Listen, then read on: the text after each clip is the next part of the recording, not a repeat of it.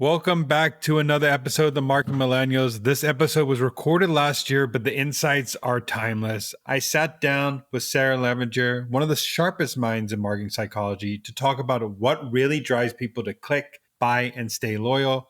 We unpack why impulse buys aren't really impulse, how pricing anchors shape perception and behavior, why your CTA copy might be silently killing conversions, and how to weave emotion into your ads without feeling manipulative. If you're trying to make your ads hit harder, convert better, and feel more human in 2025, this episode is for you. I'm excited to dive in. Let's go. Welcome to the Marketing Millennials, the No BS Marketing Podcast. I'm Daniel Murray, and join me for unfiltered conversations with the brains behind marketing's coolest companies. The one request I tell our guests, stories or it didn't happen. Get ready to turn the up. What's up, everybody? Welcome back to another episode of the Marketing Millennials. Today, I have Sarah on the podcast.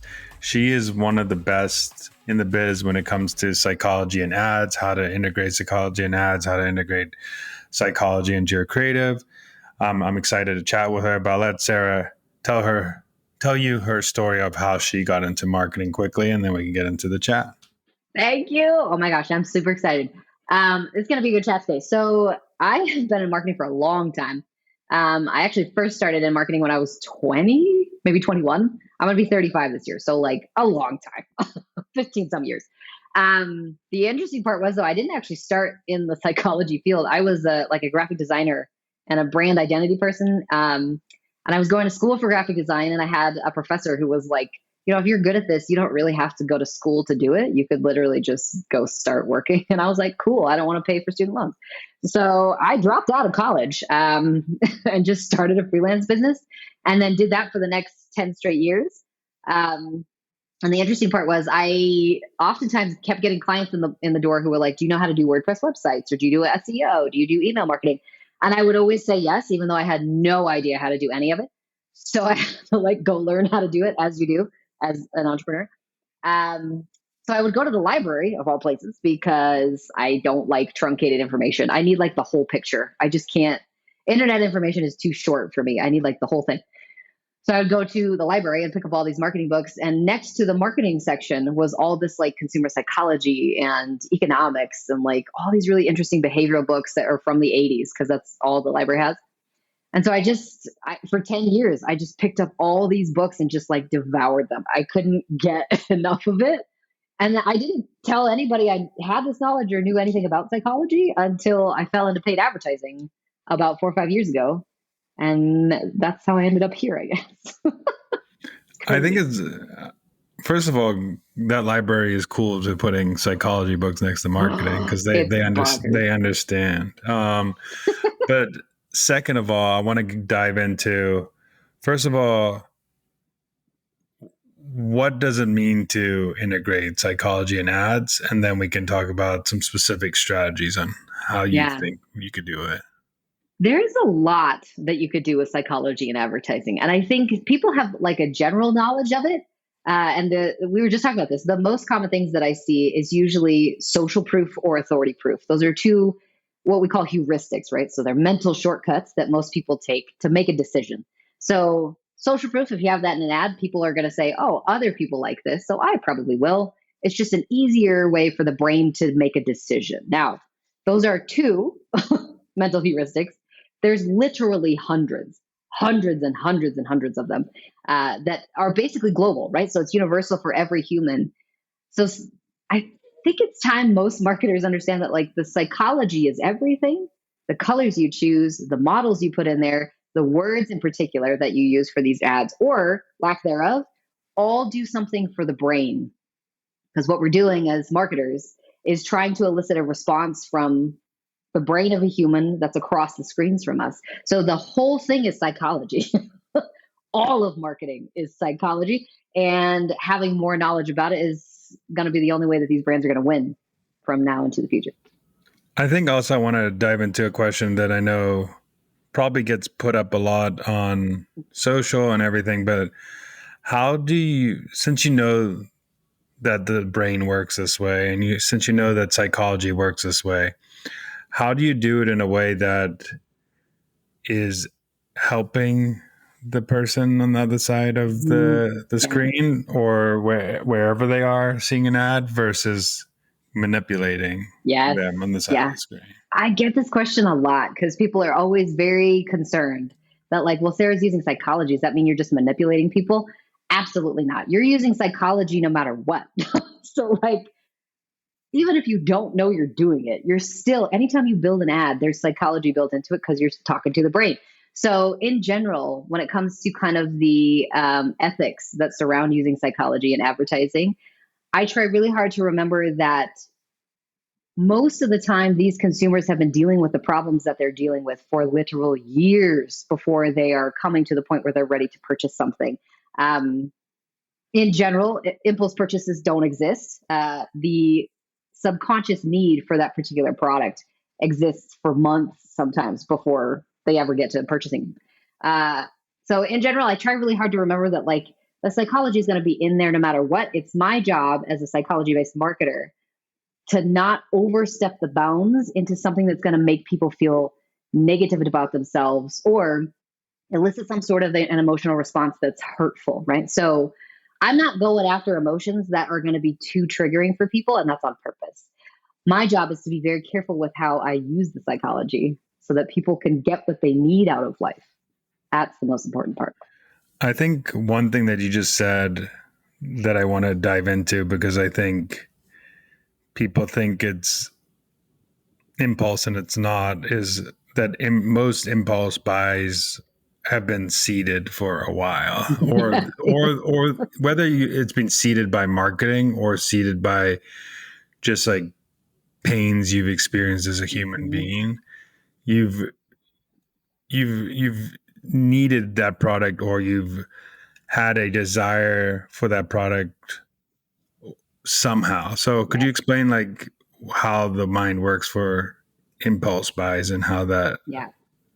and how to not elicit, but get people to dig deeper into the need or want that they have? Yeah. In general, I would rather people not go after somebody who's an impulse buyer.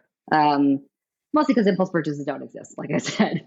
The brain is really interesting because it's basically a 3-pound organ that consumes about 20% of the glucose in your body on the daily. So almost like a third, right, of all of the sugar that you're taking into your body, almost a quarter, basically, of all the sugar that you're taking into your body every single day goes straight up to your brain to just make yourself alive and keep yourself going, right? Interestingly enough, brains in this particular culture and every culture on the planet interact with other brains on a daily basis. So everything you are interacting with, the smells, the sights, the sounds, the people you're like coming across, all get recorded inside the subconscious. And that over time, depending on the negative or positive experiences that you go through in life, will generate the human that you are. So from this, you usually have all these deep-seated needs and hurts and fears and pains, and also all of these great aspirations and goals and abilities and like really interesting things about your personality that are coming from decades of experiences on this planet. So when I hear a brand who's like, well, we really want to capitalize on more impulse purchases, we really want to get a lot more people who are just going to buy, I always tell them, please don't do that, because the impulse buyer, the one that the algorithm is saying just purchased within the last like 7 days, technically isn't doing that. And so we're basically dumping money at people who might have a little bit less, what would you call it? Less of a motive to stick with the brand. I don't really necessarily want somebody who's going to buy quick, because it's possible that their pain is really high at that point in time. I would so much rather buy for someone who's like, I've been dealing with this problem for like decades, a really long time, and I'm ready to actually dedicate the time, energy, and financial commitment to solving it long term. That's a higher LTV customer, and that's also just a better customer in general than somebody who's just buying products left and right. Yeah, and I think also, I mean, obviously you have to like look, some products are one-off buys, and some products are LTV plays that you want someone to come back. So like if you have a a vitamin or something like that, like obviously that's an LTV play. But if you have something that someone's going to use once and never use again, then it's then that makes sense. But I also want to go into some tactics people could use today. So what are some, when you're building an ad, what are some, to say, like psychology biases that people have, or things you weave into ad creative to make the ad more successful? Yes. Oh, that's such a great question. Pricing psychology is one of the ones that I see people shy away from, especially in advertising and marketing, mostly because people don't know what prices do to people. So they set their prices based upon what their competitors are doing or what they think they should be doing. They almost always use a 9 or a 7 somewhere in all of their pricing. And I have to come back and very gently tell people there's numbers do a lot to the brain. There's some serious brain activity that's happening when you're processing numbers. And so pricing psychology is probably one of them, especially this basically anchoring prices to each other. So one of the best brands I've seen do this is a brand called Billy, and they do it for razors, right? So there's similar to like Dollar Shave Club, where it's cheaper razors for women. And they have a price that's almost always this kind of like $5 per box of razors or whatever it is. Real cheap, right? D2C brand. Now, in almost every ad I've seen from them, they always use a price anchor. So they have a $10 like symbol that's crossed out, and next to it is their $5 price. This is like one of the best ways to position your product in the market because most of the time people have general anchors in their head for how much things cost, right? Based upon all of their interactions of all of the products that they usually purchase. But they don't necessarily have an anchored price in their head while they're watching the ad. So they have like a general knowledge. Razors are probably somewhere between like $5 and $10. But when they're watching an ad, their brain is basically double checking all of the information it has about razors to see whether that 10 and 5 is an actual good deal. So I wish brands would go further into pricing psychology because there's a lot you can do with it. It goes all over the place. I mean, I remember I used to see, I think Dollar Shave Club had like their $1 and then they would like have half a Snicker bar or yes! like they would have, like they would show like they Anchoring. anchoring against things that you would buy on a daily basis. Like, oh, you could buy half a Snicker bar or you could buy a razor for $1. What would you rather buy? Like, what would you rather buy? It's so smart too, because you don't have to just anchor to prices. I love that you bring that up. You could anchor to literally anything. I have a brand right now that's actually running a test to see if they can basically take pricing off of the website and anchor to an icon. So this is similar to a test that IKEA is running right now, and IKEA is crushing with it because they're IKEA. But IKEA basically tested in some different markets, taking off prices off all of their price tags and only using a price anchor that was related to an item somebody already knew. So they basically took tags and put like coffee cups on it. So this like table is like comparable to like 3 coffee cups or whatever it is. Because I can do the mental math in my head and say, okay, well, and I usually go to Starbucks, it's what, like $8 to $10. So this is like a $30 table. I can do the math really easily without actually seeing the numbers. It is bonkers. Like the brain is insane. Yeah, because I mean, it's crazy because people will easily buy small purchases that add up to what that large purchase would be, but they don't understand. Like once you put it in perspective to them and say, hey, I mean, you don't have to sacrifice, but you could sacrifice having coffee for like 3 days and buy this table. You could buy this table that you need in your house or you want in your house. Absolutely. I mean, you can anchor to all kinds of things too. You can anchor to another brand, which is actually very smart. Hertz did this a while ago. Hertz and Avis. Thank you. Avis. Yes. Mm-hmm. So Avis was second to Hertz, right, for a very long time. Hertz has been on the top for forever. So Avis was struggling to kind of compete in the market. So they basically took an anchored stance and generated a giant campaign that said, you know, we're the underdogs, which means we have to try harder. So they were trying to tell people we're second to Hertz. On purpose, we told you this. And because of that, we actually have better customer service. We try harder with our customers. We're not as awful to work with. And it worked. I mean, it grew their brand significantly during that time period that the campaign was running. And then they turned it off, which was very sad on their part. But in general, you can anchor to all kinds of things and see good success with it. Also, I think that ad had one other thing that is a great thing to do in marketing is that they basically admitted their flaws up front, Yes. and then they told them why they're better. So it's like, Yep. okay, hey, we know we're second.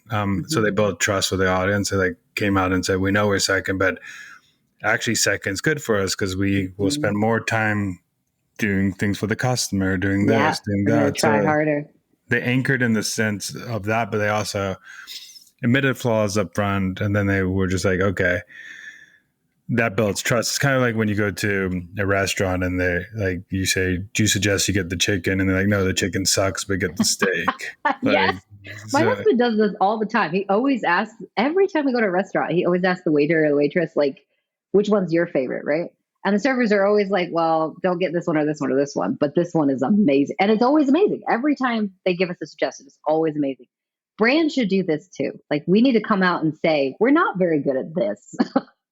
But because of that, we're trying really hard over here. Like, we can't fix everything because we're human, but like, we can fix a lot for you. This transparency is really important because it makes the brand human, and humans buy from humans, not brands. okay, so we dove in a little bit about price anchoring. So, what are some other strategies you've weaved into some ad creative or ads that are good people can use today that can help their ads out? Yeah.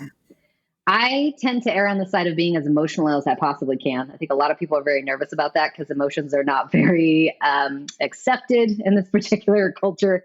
However, the more emotional you can get with somebody, the better. Now, this doesn't mean that we're trying to go in and be just crazy flowery with our language and just be fluffy feely all the time. I'm trying to identify specific emotions that are coming out of each customer subgroup. So I use something called an NLP report. It's natural language processing. Basically means that I'm doing linguistic analysis to try and identify which emotions are coming out of our customer base. And doing this, I usually categorize into 9 different emotions. I can tell pretty quickly, depending on the language that they're using, which emotion they're currently feel or which emotion they solved by working with the brand. Because I'm usually taking all this data off of reviews. So this is after purchase. The interesting part about doing that is you can take one message and say it in 1,000 different ways. You will literally never run out of ideas for ads if you do it this way, because you're taking an emotion and displaying it in millions of different ways instead of trying to take one angle, like moms who run, dads who grill, right? Like, that's a very specific use case and fatigues so quickly, especially in today's like algorithm. So using those emotions, I think, is probably the number one thing that I would suggest first. Identify those core emotions of your customer and then challenge your team or yourself to create an ad that is like, how many different ways can I say confidence? How many different ways can I say fear? How many different ways can I say comfort, right? We can't just use one word. There's millions of different ways to say it. I think that's great. I remember reading. You probably read this because you've probably read all the psychology books, but I remember reading Cash Advertising, Yes, such a and good book. I just remember that like there's like that the Life Force 8 where you have like 8 basic human Yep. instincts that Mm-hmm. everybody has, which like survival, enjoyment of food and beverages, freedom Yep. of fear of pain. And if you use like that and then you combined it with um like common pain points that people have, Yeah. like you could do a lot for in an ad if you take those two to Yeah. put them together. Yeah. It's very Maslow's hierarchy, right? So Yeah. like, all these things have to be set, and then we can get into existential needs like, growth and personal, like, enjoyment, those type of things. But all of the basic stuff, security, housing, clothing, food, water, like, that all has to be set before we can start like getting into these other kind of human emotions. The interesting part about that, though, is I work with a lot of brands who think that they have targeted towards an emotion, and I have to draw them back a lot because they're like, well, we're going after fear. We've told people that, like, if you don't do this particular thing, you're going to lose 20% of your bone mass every year. And it's not working. Like, we're trying to push into fear and it's just not working. And I have to tell them this all comes down to behavior, because how you behave teaches people what you're going to do next, right? So if I'm working with somebody and this coworker is just constantly berating me, I can pretty much guess that tomorrow this person's also going to be kind of mean to me, right? So it's preemptive behavior. Now, this happens in markets as well. So if we have a customer base that, for instance, is looking for some sort of skincare, right? We have to understand what's the behavior that's currently happening in the market. Are they putting a lot of lotion on their face, or are they bar soap users? Because that's a very different market. Are they the type of person that uses a dermaroller religiously, or are they the type of person that just like rinses their face with water at night and calls it good? Does she go to sleep with her makeup on, or is she like, hell no, I got to take all of that off before I go to sleep because I don't want to get like breakouts? What is she doing behaviorally? Because this will come into play when we start to draft ads that speak to the human experience. It's so much faster, way, way cheaper if we speak to the behavior and not necessarily just to an emotion. Even though I just said use emotion. You got to use emotion and behavior. The point you just made is very interesting because when you tell people, like, for example, in the future, you could get 80% like less bone, like humans can't think that far out, especially like younger, like you're the position to how it can help them right now or today. And if they keep doing this activity, it will prove for the later. You can add that into, but I think I was talking to Rory Sutherland about, he did a I campaign. love him. Oh my gosh. Yeah, Rory's my idol. he's amazing. Yeah. But he was telling me how like in UK, they were trying to get more people to do pensions. And it was hard because like, especially younger people can perceive what it's like to retire, like in their head. So like I forgot how but he just changed the messaging that instead of that, it's like investing, like it's only taking 5% of your salary today or something like that. Yes, you got to put it in context. 100%. Rory's the master at this too, of basically behavioral marketing is what we're talking about, like behavioral science-based marketing, where we're talking about what does this person currently value? Because again, if you're selling something like insurance, which is very similar to selling supplements, I will say, the cognitive struggle with that, insurance and supplements are very similar. So if you're struggling as a supplement company to try and get people to stick with your product, it almost always comes down to the fact that people cannot think almost farther than about 3 months ahead of time. Even 6 months out, that time frame is too difficult for the brain to understand. Even though it knows what 6 months feels like, it has no idea what it's going to be doing in 6 months. So it doesn't prioritize future very much over current needs and current pleasures that it's trying to like figure out. So if you're selling something like supplements, insurance, those type of things, it's best if you can bring it back to what are you currently losing? This year, you're going to lose 2% of all of the collagen in your body, which doesn't sound like a lot, but that could be the difference between a handful of hair this year, right? Like you got to put it in the context of what these people are currently experiencing and then like connect it, you know? You're going to be taking this supplement so that next year's you can keep her hair. Yeah, I mean, that's the way to do it. Like even like for men with like hair loss, like most men start the process when they're losing hair, but when they should really start when they aren't losing hair.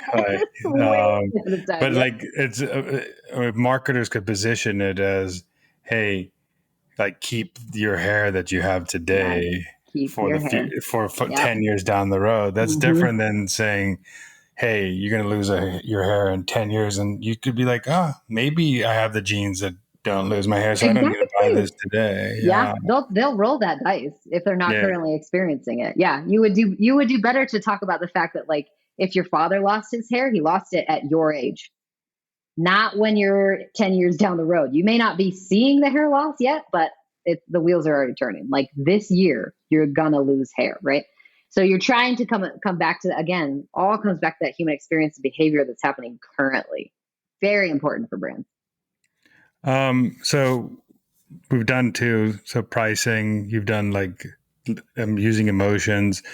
I know we talked about two before the podcast, but I think they are important to note that you can use these two, but one is using social proof, UGC, whatever people will use. And then the second is using like an authoritarian figure, whether you're selling toothpaste and it's a dentist. Like how have you seen people do this well? Because I think some people do social proof in a bad way and some people do it well. So how do you see people doing it? Oh my gosh, social proof and authority proof. These are two that I get so frustrated about because people think social proof is a testimonial, and that's not at all what it is. Social proof can come in the form of a testimonial, but that's not what it is. Authority proof is also one that's it's a beast in itself, but I'll do a social proof first. So when it comes to social proof can literally start entire mass movements within a culture. It's literally herd mentality. It's people following people is all it is. So the heuristic of social proof comes down to if other people like it, I probably will. Or if other people like it, it must mean that it's not damaging. It's not bad for me. It must mean that somebody tested it, which means I'm safe. It's a safety kind of a mechanism in the brain. And this starts from babies. Like babies are very keen on watching what their parents eat and how their parents eat it. So you'll notice that at like a really young, I have two kids, a 5 and a 3-year-old. So I just went through this, but at a very young age, these kids will start picking up pieces of food and like just practicing, right? But they'll also watch you eat food. So if the baby's sitting on your lap, they'll just watch you put things in your mouth. It's very creepy how they just sit there and watch you. But this mechanism that they have for watching teaches them how to eat, right? And what not to eat, basically. This happens at a young age and we carry it all the way up into adulthood. So we follow people constantly just to double check and make sure we're not going to poison ourselves. We're not going to walk off a bridge. We're not going to do something that will like damage the body. So when it comes to social proof, I would so much rather you as a brand help your customers do the talking for you instead of like you trying to say we are a well-loved brand. Now, that doesn't mean that you should take all this, 5 stars off of things. I want you to continue using this like 20,000 customers love us because it does work. But what I would rather you do is help your customers tell other people for you because that word of mouth marketing is 100% how social proof works is people telling people. Best example I have of this is actually Apple did this very easily.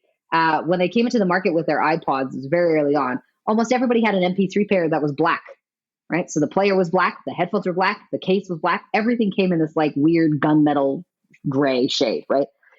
Apple came in and turned everything white. All of their products were white. Their headphones were white. The cases were white. The product packaging was white. Everything was white. So now people started to see as they were walking along the roads and like with their friends and out in the stores that everybody was wearing these white headphones and had these white products. So they stood out. That is social proof, not necessarily testimonial. People walking around with the product was enough social proof to boost the numbers exponentially. I love that because I think, testimonials is one out of a 1,000 ways. And also like, even though you're writing a testimonial, it could be targeting if it's to say the testimonial was from this person that doesn't match who I am in a person, I'm not going to buy. So it's better. It is actually better off to show like, hey, we're 4.7 stars and we have 21.7 thousand, whatever. Because like the more people see, they follow those people. Exactly. But I like the Apple examples. Apple does also how Apple did, like they purposely made like the Apple logo on Macs like face like outwards and not, like when you close them it looked bad, but they didn't care about like what you look. They want what other people saw. Apple's brilliant. I could study Apple all day long because they made very strategic decisions about what other people thought about your product, not what you thought about it, because they knew that humans are so sensitive to what other people think about us. That's very deep. It's very deep. So on the opposite side, for anybody that's going to authority proof, this one is hard. Authority proof is very hard to get right because you can't just say 9 out of 10 dentists recommend this, right? You can't just say that anymore. Mostly because it's only going to work for a small subgroup of people. And here's the reason why. Depending on the market you're in, authority proof may not be trusted. And I've had to work with quite a few brands on like helping them understand this concept. If you're in any sort of medical field that has anything to do with a generalized doctor or anybody that's anybody that you see on a consistent basis, right? So family doctors, you're probably going to struggle a little bit with customers trusting this doctor recommended thing, because in this country, at least in the US, the medical field is very politically charged concept. However, on the opposite side, for like a physical therapists are not usually, they don't have a lot of stigma around them, right? People trust their physical therapist usually. So it depends on the industry you're in. You have to be very careful about how you frame things. Now, one of the best ads I've ever seen, and I'm just like, this is so freaking psychologically brilliant, was a company that makes toothbrushes for kids. And on there, they literally just said 9 out of 10 doctors recommend your child use, a toothbrush and brush twice a day. But the 10th doctor recommends us. That was a really interesting psychological shift of like, holy crap, 9 out of 10 doctors are telling me this. Why does that particular dentist recommend this brand, right? So it gets you thinking a little bit about, do I trust my dentist? So that brand was very smart and trying really hard to narrow down into this, like, do you trust what your dentist tells you? Because it's possible that your toothbrush is the reason why your kid has cavities. Also, I think like even on authority could be a creator or influencer that it doesn't even have to be a dentist. Like, okay, yep. I use this toothbrush for my kids every single day. Exactly. Like, that's not even a dentist, but like this influence, like for you, for example, you had 2 kids, like if you told, I bet you told your friends like, hey, this toothbrush that I'm using with my kids are using it every day. They're brushing their teeth. It's amazing. Yep. That would probably go a longer way than saying like 4 to 5 dentists that do that. Because you coming also from a place, sometimes a place of authority, because you like, okay, I have kids. They understand that I'm a mom. I get it. Yep. That's also an authority figure, because you're just like, moms take care of kids. It doesn't have to be like someone who's necessarily like specialized in like kids, or like, hey, I went to my dentist, love the dentist, they're the favorite in the community, and someone else is talking about the dentist, and you're recommending a product that the dentist told you. So cool. I mean, is there any other like takeaways that you've seen that you want to tell the audience that like, hey, or anything that you want to say to the audience like that they should do today in their advertising that can change a game, even if it's like a small little tweak? This is something interesting that doesn't have to do with advertising, but it's something that I constantly tell people to check. Double check what your buttons say on your landing pages in particular. I have a brand that I just worked with that had the message of like, get a quote, right? Or like, find out if you, what did they say? Find out if you qualify was the button that they had on their website, because some of their brand was running through insurance, right? And so I challenged them on it, and I was like, I think this button is scaring people. It sounds weird, but I think people are freaked out when they see that button. So they changed it to literally just like get started, drastically increased the performance of those pages. So second guess everything you think is standard in the industry, because sometimes what you think is going to be beneficial for performance might actually be changing the behavior of the people that are coming on the page. It's little things that people get attuned to. And this stems down into, again, some neuroscience and psychology. Everything that you interact with gets interpreted by the brain within milliseconds. You don't even know it's happening most of the time. 95% of our processing power comes through that subconscious mind. It's the mind we can't control. So most of the time you are running on autopilot. The rest of the time you're making very logical, like very calculated decisions, but that doesn't come into play unless you're forced into a situation that isn't common. So in general, I say double check things. Like you gotta be very careful with how you're presenting the information. Isn't there also like a bias? I don't know the exact bias, but isn't there a bias that humans like finishing what they started? So like even like get started is like a different, because like learn if you qualify means I have to start something, but then I don't know if I'm going to get a result. But get started is like, oh, if I get started, I have to finish this today. Exactly. Yeah. People really hate, sorry. My phone was doing something weird. People really hate it when they get into like a little bit of a loop, right? And they don't get to finish it. This happens a lot with copy. It's called an open loop. So if you say, oh my gosh, you'll never guess what I just heard, your brain goes, what? Like, what did you hear? I need to hear what it is. It might be the dumbest thing ever. Like, they have donuts 50% off today, right? It doesn't matter what the information on the tail end is. Open loops are very intense for the brain. It wants to know. So this happens everywhere, and paid advertising on landing pages all over the place. Humans hate unfinished things. So if you can get that process of like, get started, what do they call this? It's basically sunk cost fallacy, right? Well, I've already put time into it, so I might as well finish it. Exactly. You got the exact one I was looking for. The last question I have for you is, what is a marketing hill you would die on? Oh gosh. Okay. Hill I would die on. I have a lot, so I have to like narrow it down. In general, it doesn't matter what type of ad you run. Branded ads, ugly ads, cost caps, ASC. It literally doesn't matter what type of structure you try and put around that ad. The only thing that's making people purchase is the emotion inside it. That's it. I love it. I love it when people, I remember a quote that stuck with me. I forgot who said it, but like, the advertisement is the targeting. So even if you target, I mean, and people have got back to this with like iOS 14.5 that they just running broad ads and letting the creative. But if you have a good ad that targets has emotion, has the great copy, great creative, it's going to perform 10x better than you trying to tweak the system. Maybe 10 years ago, it was you could target perfectly and get purchases, but not anymore. It's 100%. Not gonna work anymore. It used to be very technical. All of the metrics that were in account used to tell you what your targeting was doing, the actual in-platform. Who were you targeting? Did you turn off any of your like previous customers? What were your like lookalikes doing? It used to tell you technical things.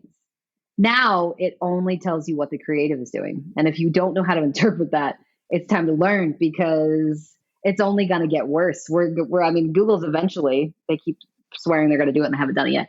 Google eventually is going to take out cookies, and then that's going to drastically affect how our pages perform, right? We're also coming up against iOS 17 coming up here, which is going to change a whole bunch of other different privacy policies that we're running into. So there's like, it's just going to get worse. We're going to get more and more and more restricted. So you might as well take the time to learn how to emotionally market and how to be more behavioral based, because that's the only lever we have left.